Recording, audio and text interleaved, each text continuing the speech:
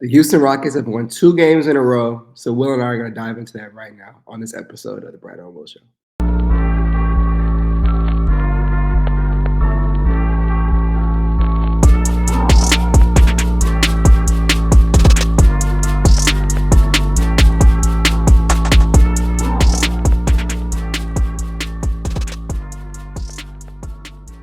All right, and welcome back to the episode of the Bradeaux and Will Show.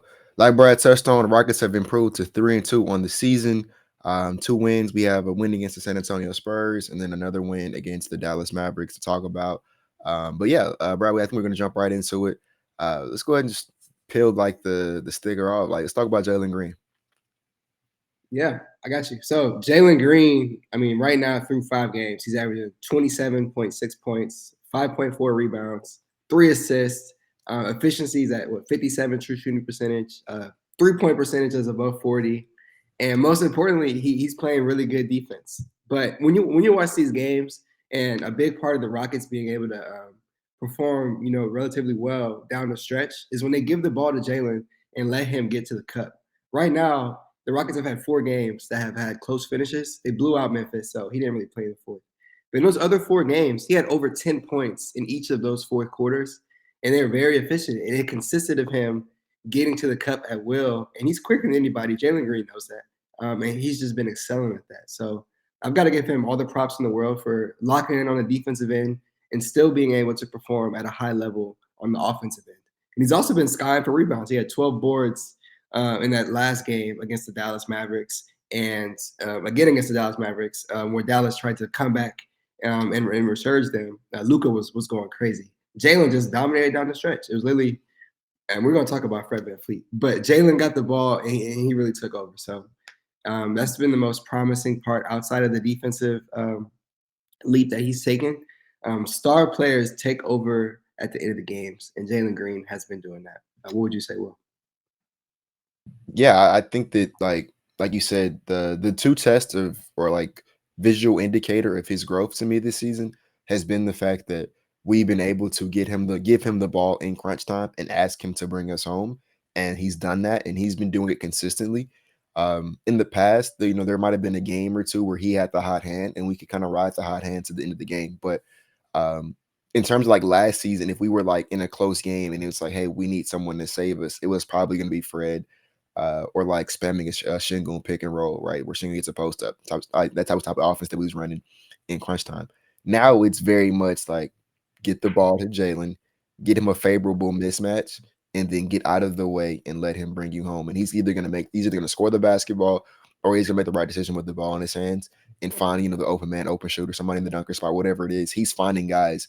And so right now, like I trust Jalen to bring this team home in crunch time. And it's pretty funny. There's a clip yesterday from that final possession where Dillon Brooks hit a fadeaway where you can hear Ime Udoka if you listen closely. You can hear Ime on the sideline screaming, "Get the ball, Jalen! Get the ball, Jalen!" And like Ime knows it, the whole team knows it, the opposing team knows it now because that's why they're showing so much defensive attention to Jalen, especially in crunch time. You saw that Najee Marshall was picking Jalen up pretty much full court, and especially when he crossed half court, and then they were like whoever was at the elbow, their defender was cheating off of them, trying to slow a Jalen Green drive down. So the entire arena knows right now Jalen Green's on a heater, and he's the one who the Rockets want closing the game for them. Obviously, you don't want to be in close games every single night, but like it's encouraging that we can actually say like get the ball to Jalen and let him bring us home, and it's working. And so yeah, like on top of what he's doing defensively, on top of how I said how well I think he's moving the basketball, I love everything I'm seeing from Jalen Green so far. Yeah, I have to agree. Again, big reason why the Rockets are 3-2. They should be 4-1. He did well in that Charlotte game down the stretch. So it was the rest of the team that didn't perform well. But I want to talk about, and before I don't like really talking negative, to be honest. So I'll jump to another positive really quickly. I think, and we didn't even talk about this. It's not even on the schedule. But Tari Eason, I want to bring him up really quickly. He still isn't getting around 20 minutes a game. He's probably around 15 to 20ish. But I just want to speak on his impact because right now he has a steal percentage above 4. And amongst every player that's played in the league so far, like amongst the minutes that he's played, that's the highest in the league. Like you can just watch the games. He's everywhere on the court. He's been knocking down the 3 ball. He's getting a ton of boards as he always does. And the Rockets are just a better team with him. So I just wanted to speak on Tari real quick. And Will, you can chime in if you want before I dive into Fred VanVleet. I just want to say something. You touched on Tari. I'll touch on Amin Thompson then, 'cause I think both those two guys have kind of gone hand in hand for me this season because they kind of check in around the same time, if not like together. And like you can just tell, like I think we talked about on the podcast. I can't remember which game it was, but um, that duo has been as good as advertised. That was a duo that we talked about, like we were really looking forward to seeing last season when Tari was hurt, because like Amin came in and he was doing a lot of the same things Tari was in terms of being a lockdown defender, crashing the boards, making the right play. And we're like, if we have two of those guys, and so like, can you imagine what it's going to be like when those two guys hit the court together at the same time? And it's been just as good as advertised. And I want to shout out Amin specifically because there was a stretch at the bottom half of the first quarter where he checked in, him and Tari checked in, and Amin, one credit to Ime Udoka for letting Amin be POA on the opposing team's best player. Every game we played so far, Amin has always checked the opposing team's best player. He checked Ja, checked Wemby, he checked Luka, he checked LaMelo at times in the Charlotte Hornets game. But he played amazing defense. Like I posted it. You should go back, just go back to that final half of the first quarter. He was everywhere on Luka Doncic, and you could tell it was frustrating Luka. Wasn't biting on pump fakes, staying very disciplined, contesting shots very, very well, staying attached off screens. Like the defensive, one-on-one textbook principles, Amin has that. And so him and Tari, we can shout both those two guys out real quick. I thought they've both been phenomenal, and they should both see more minutes than what they're seeing right now. Obviously, like with Tari, I think he's on minutes restriction because of the injury. But when he, starts getting healthier, and Amin's obviously healthy right now, those guys should be at 20, 25 minutes a night. Yeah, see, I 100% agree. I'd like to see those guys get over 20 every single night. And yeah, Tari still is ramping up, but I think he's leaning towards the healthy side of things. He's looked good every minute since that very first game. He's looked spectacular. So outside of that, yeah, the Rockets again, they're 3-2, looking solid so far. Great win against the Mavs. They have their quarterback Fred VanVleet, who runs the show, as we know. He keeps the turnovers low. We like to call him a game manager. He gets the Rockets into their sets and so on and so forth. But as Will and I on a podcast episode, I don't know how many it was, maybe 2 or 3 ago, we spoke about, hey, we'd like to see Fred be a lifetime Houston Rocket. We like them to pick him up again. And for the reasons we said that, he's got to improve. Or on a separate note, yeah, he's got to improve his shot selection. He shot the Rockets out of the first game against the Charlotte Hornets. He shot 2 for 13, if I'm not mistaken. No, he shot 4 for 18 in that game. That's what he shot. 4 for 18 in that game against Charlotte Hornets. In this game against the Mavericks that the Houston Rockets had in the bag, they were up by 22 at one point. Fred VanVleet was actively the only player on the roster going into that fourth with a negative plus minus. And I'll say this, I don't want to ramble. Plus minus is a context stat. It doesn't mean everything. But the eye test was showing you, okay, this team is actively looking worse with Fred right now. It's because his shot was off, and that's okay. But you can't force shots when you're off, especially when you have guys like Şengün in the game. You've got guys like Jalen Green in the game again. We just spoke about Jalen Green in the fourth quarter. And it's just, man, your shot is not there. He's shooting 30% on threes this year, or something around that. And it's his field goal percentage. I got his stats pulled up right here. He's shooting 31.1% from three. He has a 44.2 true shooting in 37.4 minutes a night. And what is his field goal percentage for people who prefer field goal is 30.3. So it's very bad. That is pitiful. It's awful. I don't care how you put it. It's got to be way better than that. Again, I will commend him for keeping the TOs low, but at a certain point, you're hurting the team by taking these terrible shots. And just get the ball to your star player and play off ball. Because I love Fred's defense. He's been good on defense this year. Again, keeps the turnovers low. 2 things that are very good. But just stop forcing the shots, and I promise I'll have no issues with you. But I put that on Twitter today, and Raptors fans that they were like, that's like asking a dog not to bark. So I guess we're going to have to live with the Fred VanVleet bad shots. I'm hoping Ime talks to him. And I hope, last thing I want to say, I thought Ime should have benched him down the stretch. Ime is known to play his best lineups, and I mentioned this on the podcast last time. He plays his best lineups down the stretch, and he did not do that by leaving Fred in the game. Fred was having an awful game, and Ime left him in. I don't want him, as Will says, to be above the law, but I'd like to see him bench there. I'm gonna let you know right now that's not gonna happen. Fred is 100% above the law. Yeah. If Jalen or Cam or Tar or anybody else, I think even Dillon has a shorter leash. If anybody else was going out there and performing the way that Fred did yesterday, they wouldn't have closed the game.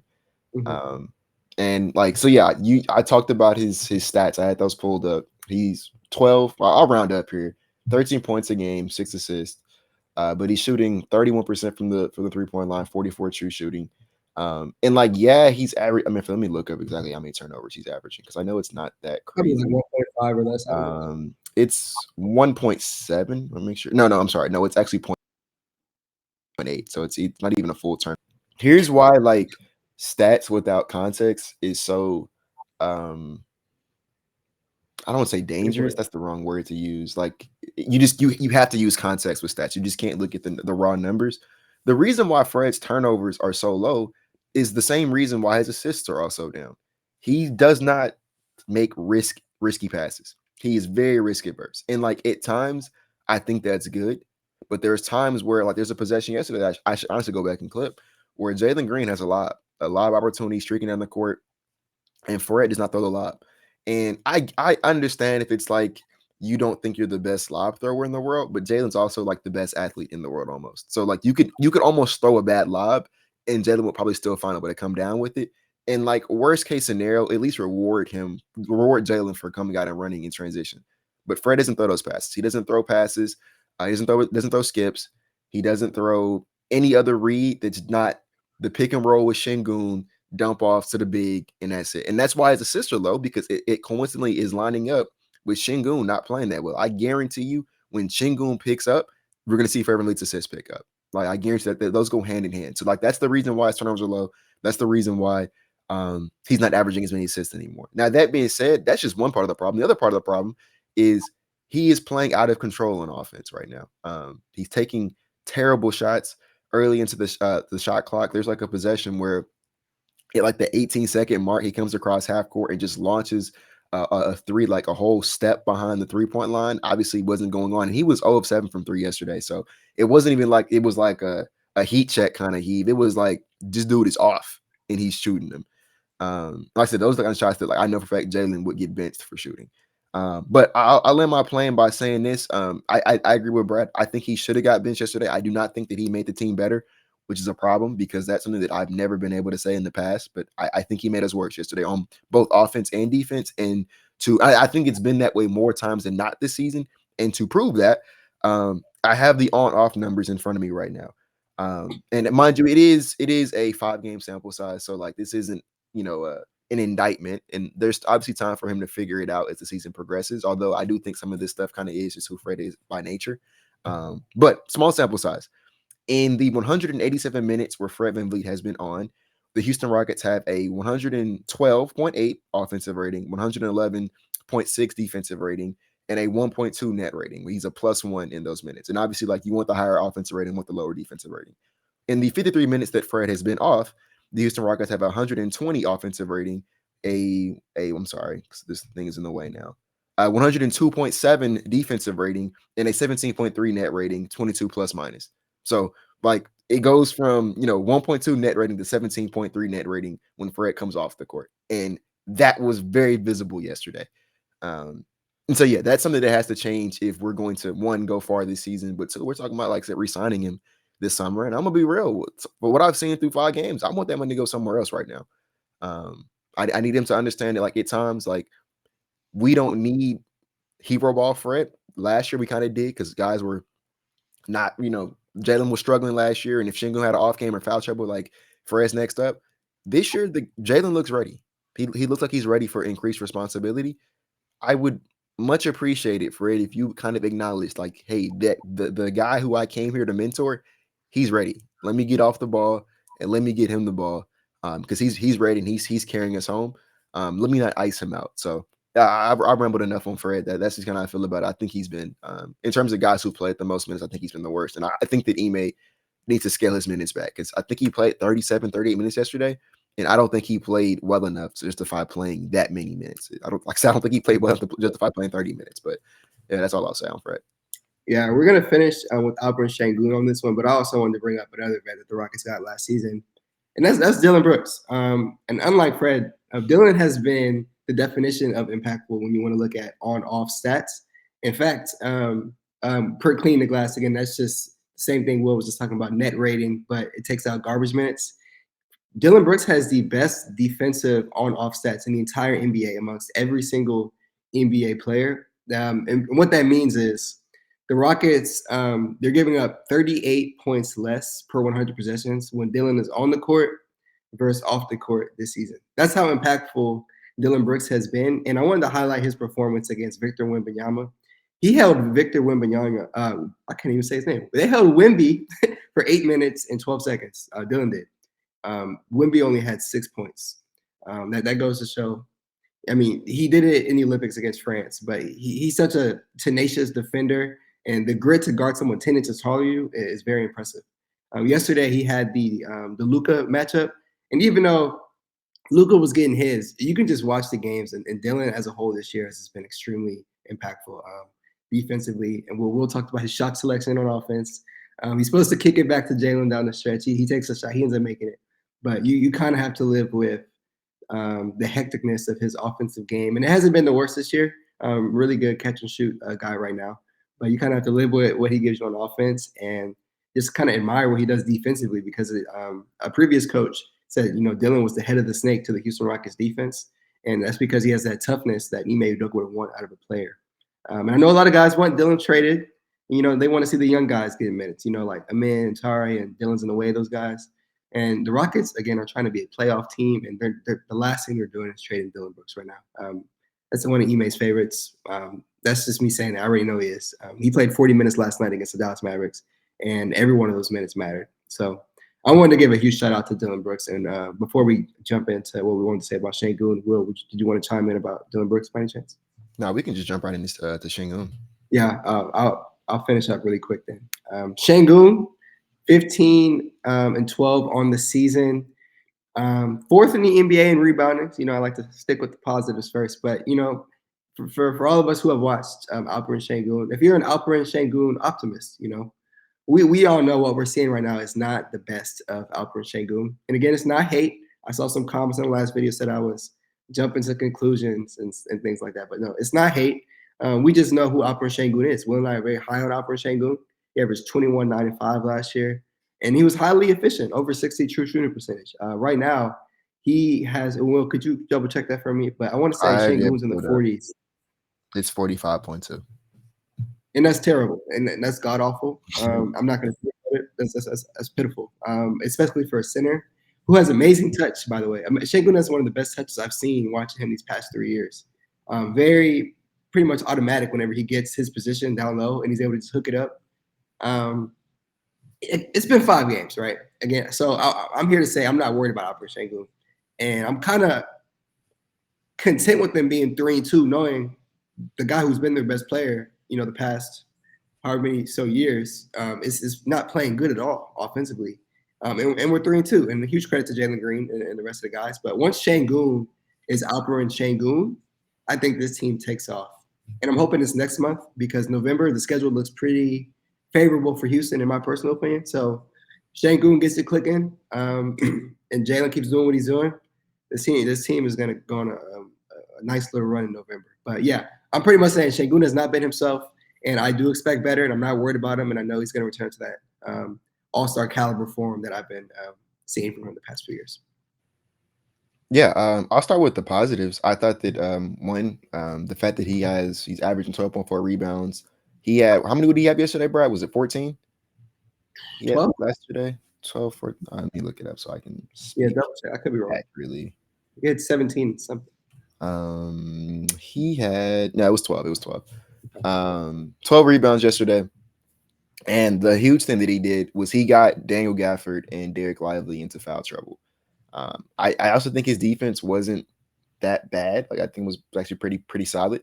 The funny part is like, if I would have told you heading into this season that Şengün would have to get benched, I think everyone would assume it would be for defense. And this year it's actually been for offense. Like Brad said, 45 true shooting, especially when 90% of your shots are coming right at the rim or in the restricted area. Like, yeah, that's terrible. And I'm not going to harp too much on it because I'm not concerned, and I think that he's going to bounce back. It doesn't really I'm not panicking, but I'll say this though, and I know people probably already typed up the hate comments and whatever, mad. You can't in the same breath tell me that Şengün's the best player on the team and deserves the super duper max contract, and trying to say anything else is blasphemous to Şengün. You can't tell me that. But then also when I say that I expect better than 45 true shooting on the season, I mean, and he had 43 true shooting last night. Mm-hmm. You can't get both those off. You can't tell me he's the best player since sliced bread, but then also tell me that I should be okay with 43 true shooting. And I'm not mad. I'm not panicking. We won yesterday, so it is what it is. But I expect better from Şengün. If I wouldn't talk about this. I don't look, in no disrespect to Reed, but Reed's a rookie. So when Reed struggles, I'm not going to get on the podcast and talk about it because it's okay. He's a rookie. He's supposed to struggle. Mm-hmm. I expect better from Şengün. I expect him to be an All-Star this year. Matter of fact, I'll say it, if Şengün isn't an All-Star this year, that's a disappointment. That's a problem. He should be an All-Star this year.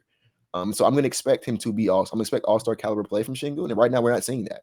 And so yeah, I'm going to say that we're not seeing that, and if that pisses you off, I mean, I guess have at it. But yeah, I don't want to ramble too much on it because I do think Şengün has he's been great for us in the past. I'm not concerned, and I could argue that he was I'm not gonna say he was a positive, but I also won't say he was a negative last night. I would kind of just say he kind of found himself in the middle of both, because I think some of the things he did positively kind of got counteracted by some things he did negatively yesterday. But yeah, I'll end my plan by saying that we expect better from Şengün, and I believe he's going to be better. Like I said, I still have not sold an inch of my Şengün stock. I think he's going to be an All-Star this year, and I think he's going to bounce back in a pretty big way pretty soon. But that's all I have to say on Şengün. Yeah, and I'll close the podcast with this. 2 quick positives on Alperen Şengün. Again, the 3 ball is over 40%. I like that he's not hesitating anymore. And he did pick up that low gather where he's able to draw a lot more fouls. That's very impressive. And on the, Will talked about he's been drawing a ton of fouls. Right now, he's top 10 in the NBA in drawing fouls. So another reason, and he's hitting his free throws at a career high clip. So another reason why I'm not going to sell my stock on him. He's getting to the line at a high rate, and I know he has that same touch that he used to have. He may have back spasms. That's something we didn't mention. We'll see. I don't know. I don't want to. We'll see. It's 5-game sample. We'll assess on a, when we get 10 games or so. But yeah, not worried about Şengün, and I'm just happy to see the Rockets at 3-2, 4th in the West at this point in time. If you want to take into account all the tiebreakers in the West, and should be 4-1, but it's cool. Really 5-0, but. That's all I got. It's good to see them above 500, and I expect them to improve in November. But if you had nothing else to add, then we're good to go. We appreciate y'all for tapping in. If you're still here with us, Will and I are running a promotion with the Houston Rockets. If you use the code BRAD, all caps, Will, so 8 letters, you can join us for Rockets Twitter night on February 1st against the Brooklyn Nets. We're going to have a pregame meetup at the Corona Bar. It's going to be very fun. 1 hour before the game starts. And we're all going to be sitting together. At this current point in time, we have 14 seats left. Will and I will put the link in the description, and we may get more seats. But until then, jump in on that deal. It's a $55 ticket, $57 plus tax. So yeah, jump in if y'all want to chill with us February 1st against the Brooklyn Nets. But that's all I got, and we definitely appreciate y'all for tapping in.